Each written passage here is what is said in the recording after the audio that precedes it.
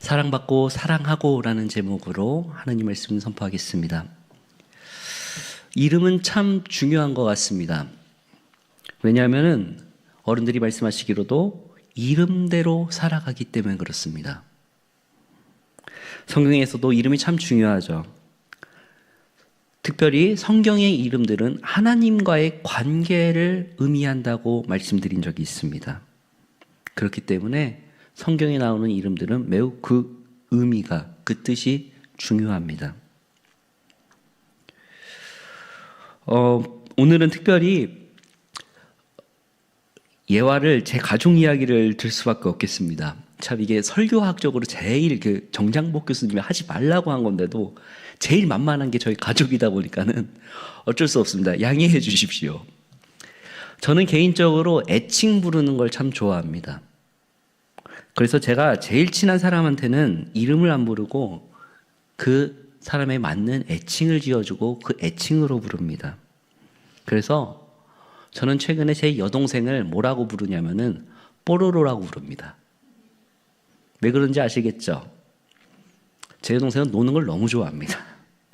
그래서 항상 카톡으로부터 뽀로로야 뭐하니? 뽀로로야 뭐하니? 이런 식으로 묻습니다.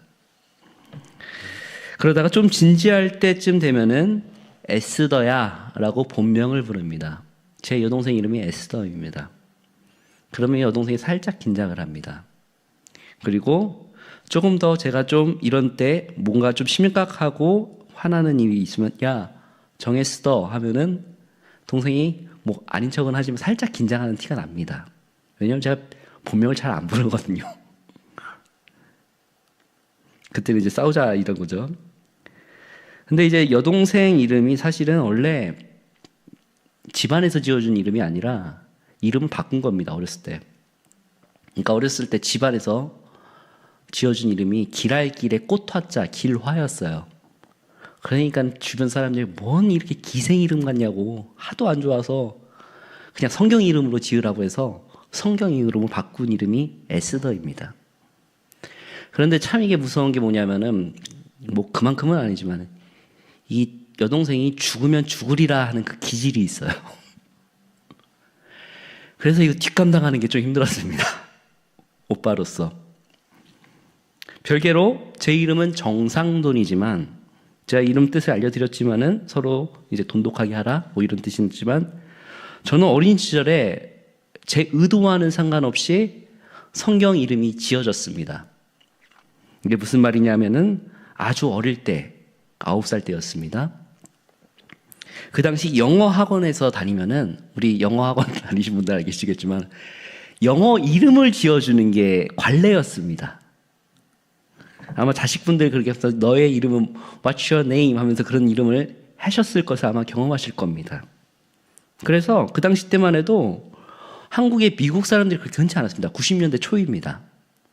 그때 이제 외국분 미국 선생님이 오셔서 저를 몇 주 관찰하시더니만은 그때 제 영어 이름은 너는 성격이 폴이다. 그거 폴이라는 거예요. 그래서 저는 그때는 모르고 좋다 그거. 왜냐하면은 제가 아는 격투기 게임 멋있는 남자 이름이 폴이에요. 아시는 분은 아세요. 그래서 저는 그것만 알았어요. 그래서 폴 좋아 하면서 그러다가 나중에서야 이게 바울인 걸 알았어요. 사실은 제가 개인적으로 되게 교회주의자이게 목회자 자녀로서 교회에서 컸기 때문에 되게 제가 교회주의자입니다. 근데 여러분들이 굉장히 이게 논리적으로 신기하게 들리실 수 있겠지만은 저는 선교를 제일 싫어했습니다. 왜냐하면은 교회에서 교회를 지키는 입장에서 교회에서 예배를 드리는 입장에서 가장 교회에서 시끄럽고 사고치는 애들이 선교한다고 뭐라고 하던 애들이에요. 자기 뭐 선교한다 뭐 한다 그러면 피곤해요. 그래서 저는 하겠다는 애들이 정말 싫었어요. 근데 제가 그 싫던 거를 지금 박사과정을 하고 있습니다. 그러니까 어린 시절 때부터 이름을 딱 지어지는 걸 보면서 곰곰이 생각하면서 참 하나님의 기획하심과 이끌어 가심이 참 신묘하다라는 생각을 합니다. 그래서 오늘 이름을 이야기하는 건데 한국에서도 성경에 나오는 이름을 짓는 경우가 많습니다. 그래서 우리나라 순위를 찾아보니까 요즘은 1위가 요셉, 2위가 다윗, 요즘 많이 바뀌었습니다. 그리고 3위가 요한입니다. 그리고 요즘 한국에서는 마리아, 한나, 사라 이 정도 됩니다. 근데 외국은 더 많겠죠? 최근 변하기는 했지만은 아직까지도 압도적으로 과거에서 제일 많았던 이름이 누굴까요? 네, 요한, 존입니다. 최근 미국인 통계가 살짝 바뀌긴 했지만 요즘은 이제 미국인 최근 통계입니다.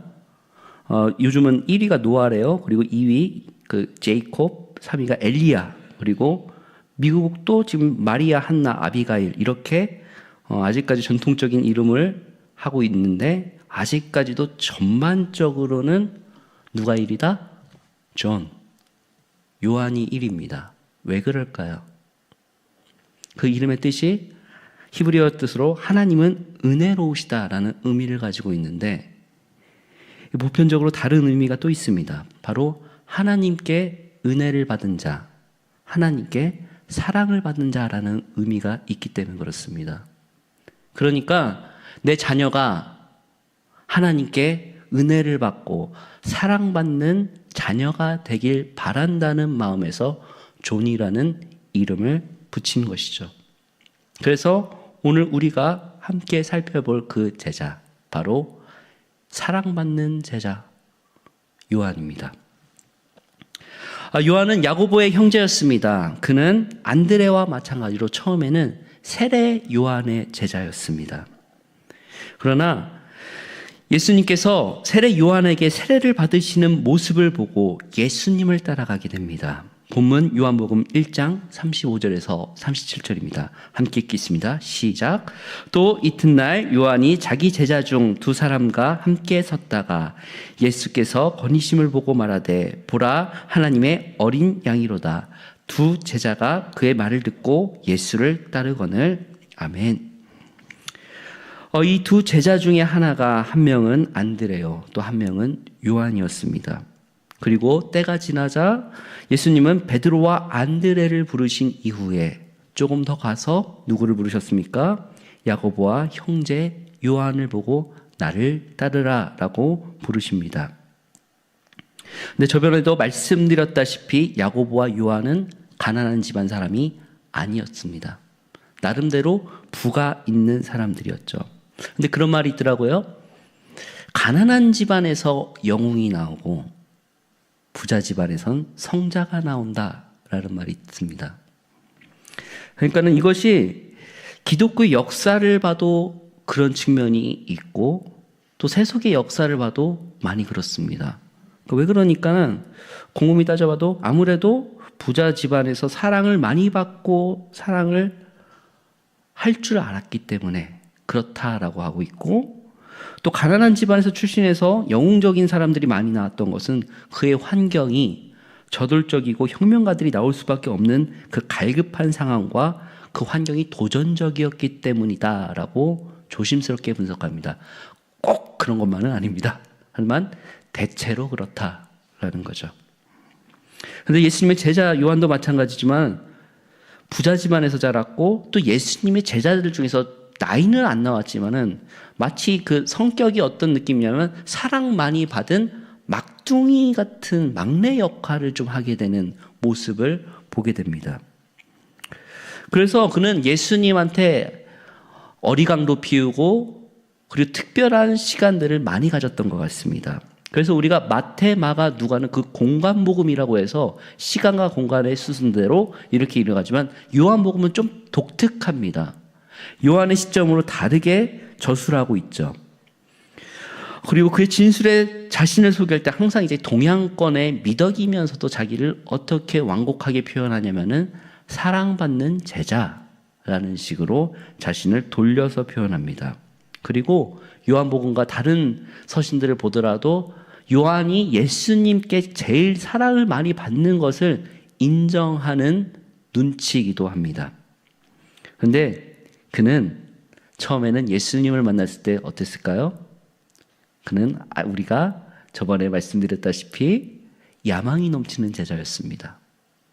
그리고 예수님이 별명을 애칭을 지어주는 것처럼 보아너게 우레아 아들 같다, 급하다, 성격이 불같다라는 이름을 별명을 지어주셨습니다. 그리고 그 마찬가지로 야고보와 마찬가지로 예수님을 통해서 세상에 높은 자리를 그 야망이 있는 제자였죠. 권력에 대한 집착도 욕망도 정말 남달랐습니다. 특별히 요한은 질투가 많았어요. 질투가 많았어요. 특별한 말씀이 있습니다. 우리 누가복음 9장 49절에서 50절입니다. 같이 함께 읽겠습니다. 요한이 여짜오되 주여 어떤 사람이 주의 이름으로 귀신을 내쫓는 것을 우리가 보고 우리와 함께 따르지 아니함으로 금하였나이다. 예수께서 이르시되 금하지 말라. 너희를 반대하지 않는 자는 너희를 위하여 자니라 하시니라. 아멘. 아마 예수님의 많은 이적들을 보고 예수님을 따르는 사람들이 많았던 것 같습니다. 그러면서도 예수님의 이름으로 귀신을 내쫓는 사람들이 점점 생겨났던 것 같습니다. 그런데 그 장면을 보고 요한이 야, 너 예수님을 따르지도 않는데 네가 뭔데 그걸 해? 하면서 그렇게 가르기를 합니다. 어떻게 보면 그 경계를 짓는 것이죠. 그런데 예수님께서는 그를 어떻게 하시죠? 타이르시죠. 그렇게 하지 말라고. 그리고 금하지 말라. 너희를 반대하지 않은 자마다 너희와 함께 동역자다. 그러면서 넓은 마음을 가지라고 말하십니다. 그러니까는 요한은 명예에 대한 집착도 높은 자리도 많았지만은 자신만이 인정받아야 된다는 그런 욕심도 강했던 것으로 보입니다. 그런데 앞서 말씀드렸다시피 정말 그는 사랑받는 제자였습니다. 베드로도 다른 제자들도 다 체면을 차리고 예수님께 어느 정도 거리를 두지만은 요한은 그렇지 않습니다. 요한은 특별하게 예수님 품에 안기는 공간까지 가게 되는 특별한 사람이었습니다. 품에 안긴다라는 것은 조금은 정말 특별한 사람만 할 수 있는 거죠. 요한복음 13장 23절입니다. 안 돼 있나요? 제가 읽어드릴게요. 예수의 제자 중 하나 곧 그가 사랑하시는 자기 예수의 품에 의지하여 누웠는지라. 그러니까 예수님 안에 품에 안겨 있는 게 바로 요한이라는 것입니다. 요한복음에서 예수의 제자 중 그 사랑하는 제자를 항상 자신을 표현하는데 누군가에게 안길 수 있을도록 친숙한 것은 정말 쉽지 않다라고 말씀드렸죠. 그리고 그의 특징이 또 하나 있는데 사실은 우리가 성격이 급하다 하면 누굴 제일 먼저 떠올리죠? 베드로를 먼저 떠올리잖아요. 그런데 사실은 더 정확하게 보면은 베드로보다 더 급한 게 요한이에요. 그러니까 베드로보다 더 불같은 게 야고보고 베드로보다 더 급한 게 누구다? 요한이에요. 요한은 예수님의 무덤에서 부활하셨다는 소식을 듣고 어떻게 합니까? 제일 먼저 갑니다. 베드로보다 더 먼저 빨리 뛰어갑니다. 요한복음 20장 1절에서 4절 말씀입니다.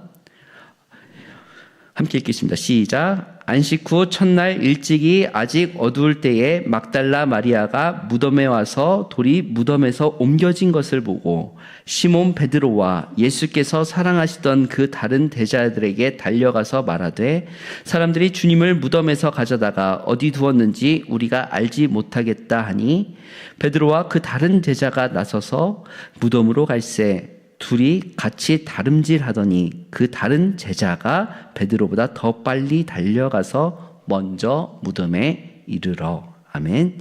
여기 보시면 아시겠지만은 누가 더 먼저 빨리 갔다? 그 다른 제자가 자기를 표현 안 합니다. 요한이 먼저 갔습니다. 근데 이제 급한 거랑 달리 이건 또 이제 핑계를 댈 수 있잖아요. 요한이 좀 더 젊었으니까 더 건강하니까 빨리 갔을 수 있다.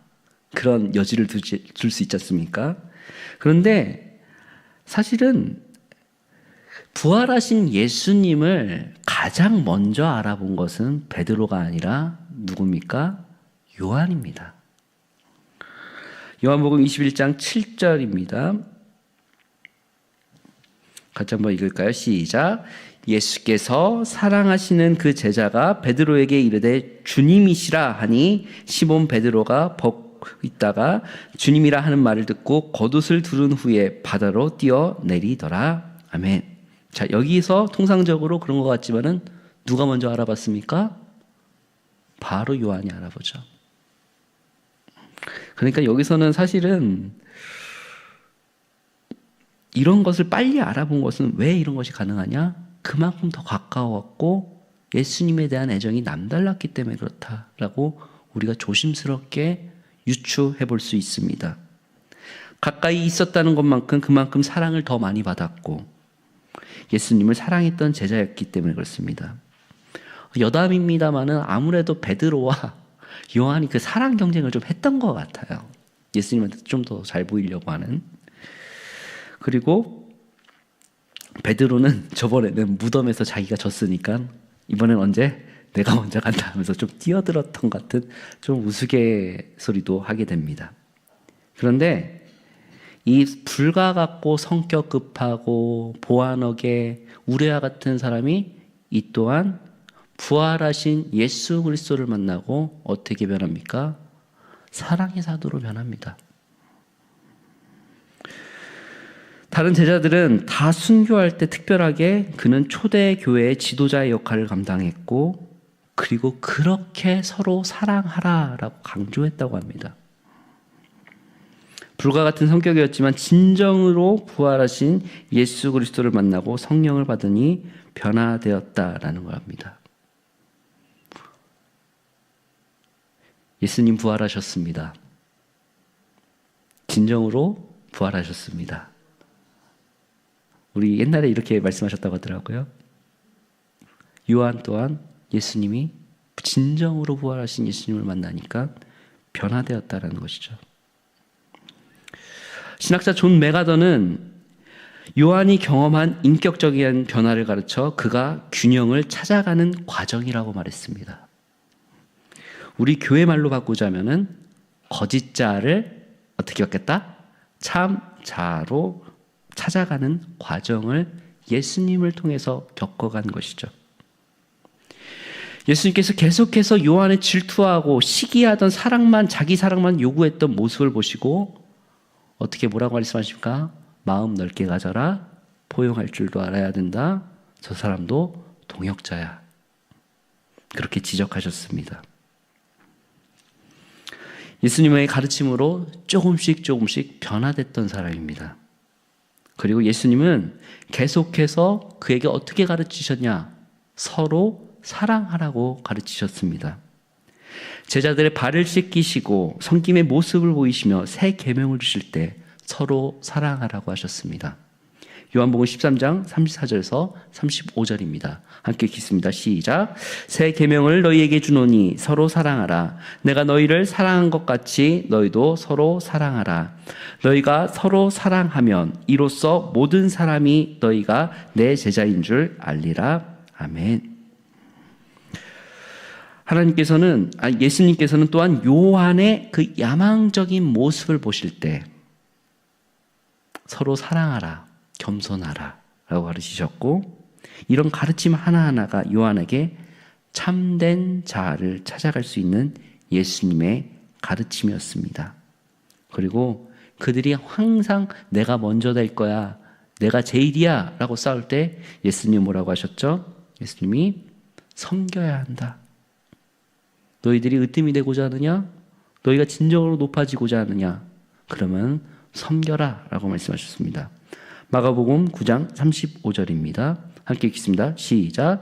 예수께서 앉으사 12 제자를 불러서 이르시되 누구든지 첫째가 되고자 하면 뭇 사람의 끝이 되며 뭇 사람을 섬기는 자가 되어야 하리라 하시고 아멘. 마지막으로 예수님의 가장 큰 가르침이 어디서 있었느냐? 요한에게는 바로 십자가의 장면입니다. 그도 물론 다른 제자들이 도망갈 때 다 함께 도망갔지만은 그래도 마지막 예수님의 십자가에서 돌아가시는 장면을 본 사람이 유일하게 요한입니다. 그는 처음에는 당당하게 그 고난의 잔 제가 마실 수 있습니다 라고 그렇게 말했던 요한이었지만 정말 그 고난의 잔이 무엇인지 처절하게 느낀 게 바로 요한 한 사람이었습니다. 십자가의 자리에서 예수님이 신음하시고 그 고통과 고난을 직접 목도하며 끝까지 예수님과 가까이 있었죠. 그리고 예수님도 그를 사랑하시고 믿기 때문에 그에게 자신의 어머니인 마리아를 부탁하게 됩니다. 요한복음 19장 26절에서 27절입니다. 함께 읽겠습니다. 시작. 예수께서 자기의 어머니와 사랑하시는 제자가 곁에 서 있는 것을 보시고 자기 어머니께 말씀하시되 여자여 보소서 아들이니이다 하시고 또 그 제자에게 이르시되 보라 내 어머니라 하신대 그때부터 그 제자가 자기 집에 모시니라. 아멘. 분명 예수님도 그 친형제들이 있었습니다. 그런데 왜 특별히 요한에게 그 어머니 마리아를 부탁합니까? 예수님은 이미 이 요한이 끝까지 살게 될 것을 알고 있었고 제일 끝까지 어머니를 모실 수 있는 게 요한이었기 때문에 그렇습니다. 그래서 그에게 어머니를 부탁하셨습니다. 그러니까 요한은 진정으로 예수 그리스도의 십자가에서 정말 돌아가시는 그 장면을 목도하면서도 또 진정으로 무덤에서 부활하신 예수님을 가장 첫 번째로 알아본 제자라는 것이죠. 그리고 진정으로 부활하신 예수님을 만나 성령을 받고 정말 참 사랑의 제자가 된 것입니다. 신약 성서 중에서 물론 바울이 가장 많은 서신을 썼지만 그 다음으로 많은 서신을 쓴 사람이 바로 요한입니다. 요한복음, 요한 1, 2, 3서 그리고 요한 계시록입니다. 5권을 썼죠. 그의 사역은 다른 제자들과 달리 순교하지 않았고 자연사했습니다. 그런데 순교보다 더 힘들다고 말하는 살아있는 순교를 감당한 백색 순교라고 말합니다. 살아있으면서 정말 죽어가는 삶을 살았던 사람. 그래서 기독교에서는 좀 상징적인 것인데 빨간 장미를 죽은 사람의 순교를 상징하기도 하고 오늘 여기 백합이 있고 그렇게 하는데 이 백합을 살아있는 자들의 순교로 상징하기도 합니다.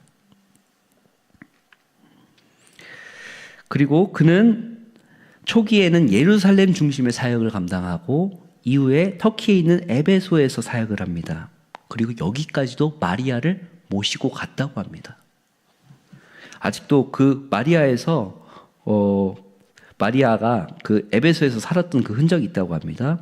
그리고 에베소에서 사역하다가 반모섬으로 귀향을 가게 되는데 이 전승에 따르면 사실 요한이 몇 번 죽을 뻔했다고 합니다.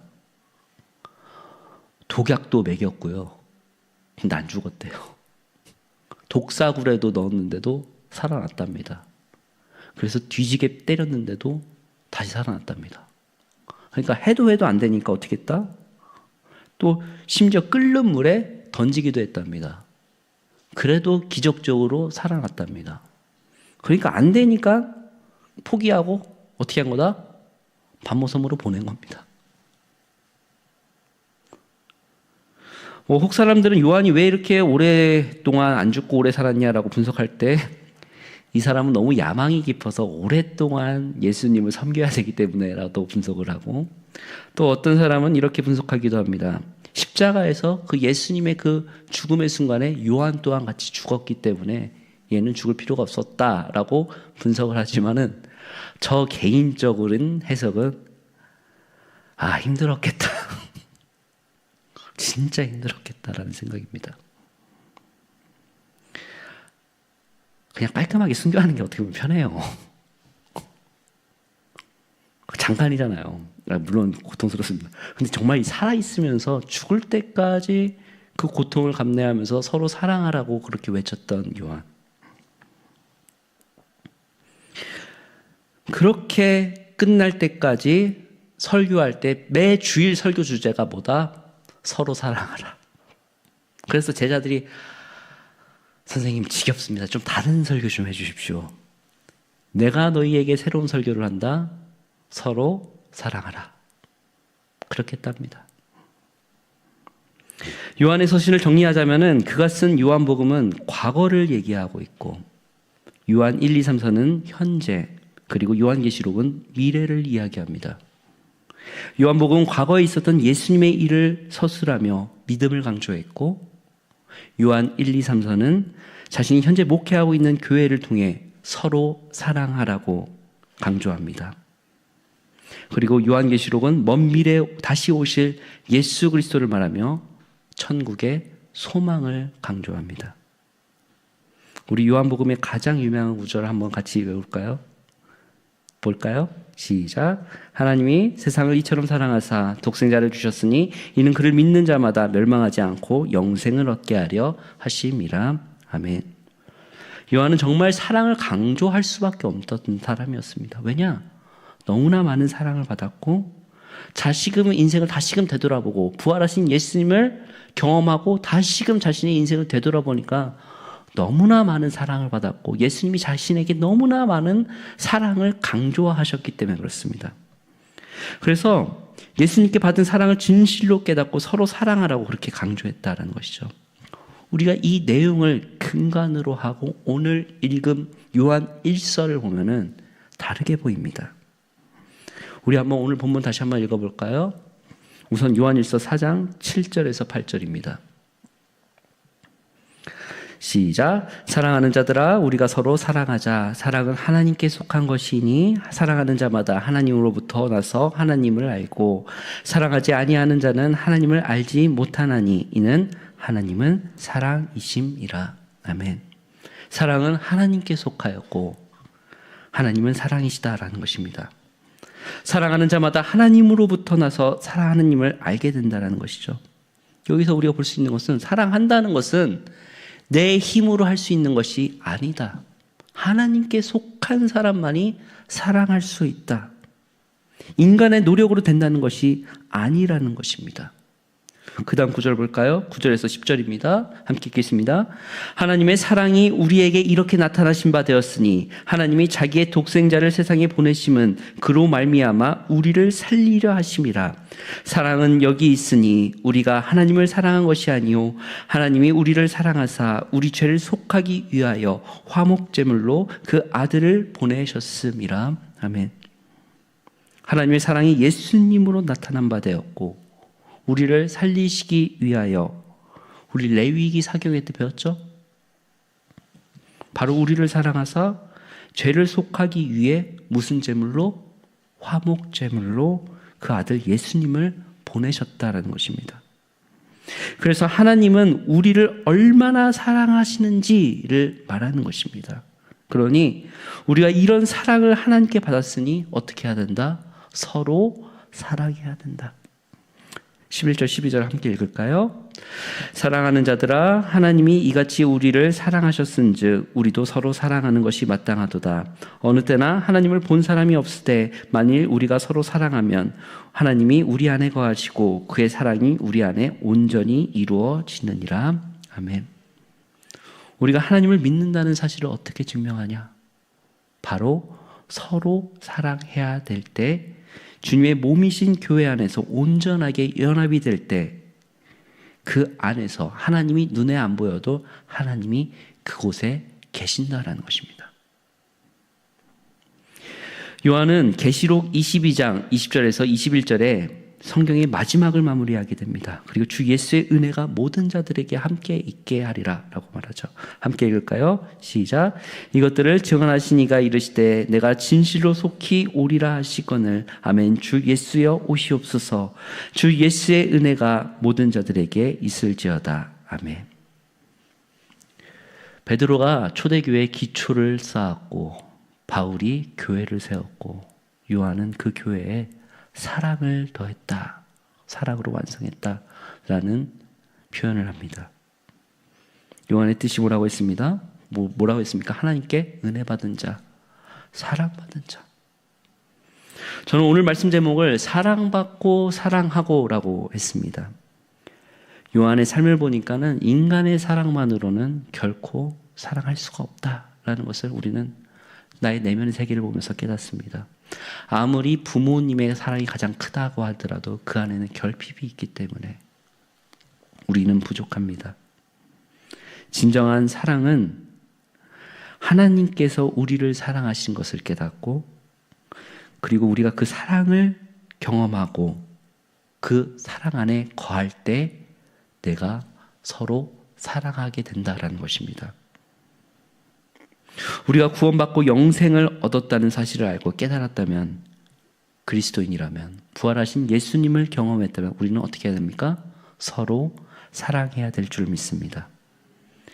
이웃을 사랑하고 베풀어가며 살아가야 됩니다. 하나님 안에서 사랑 속에 살며 받은 사랑을 남기고 가야 합니다. 사도 요한을 기억하십시오. 그도 처음에는 쉽게 정죄하고 야망이 있었던 사람이었지만 진정한 하나님의 사랑을 깨달은 후에 사랑의 사도로 변했던 것을 기억하십시오. 우리가 서로 사랑할 때 그곳에서 하나님의 나라가 펼쳐지리라 믿습니다. 그리하여 우리 일신교회가 서로 사랑하며 하나님의 사랑을 진정으로 느끼며 살아가는 귀한 우리 일신교회 되길, 사랑이 넘치는 일신교회 되기를 주님의 이름으로 축복합니다.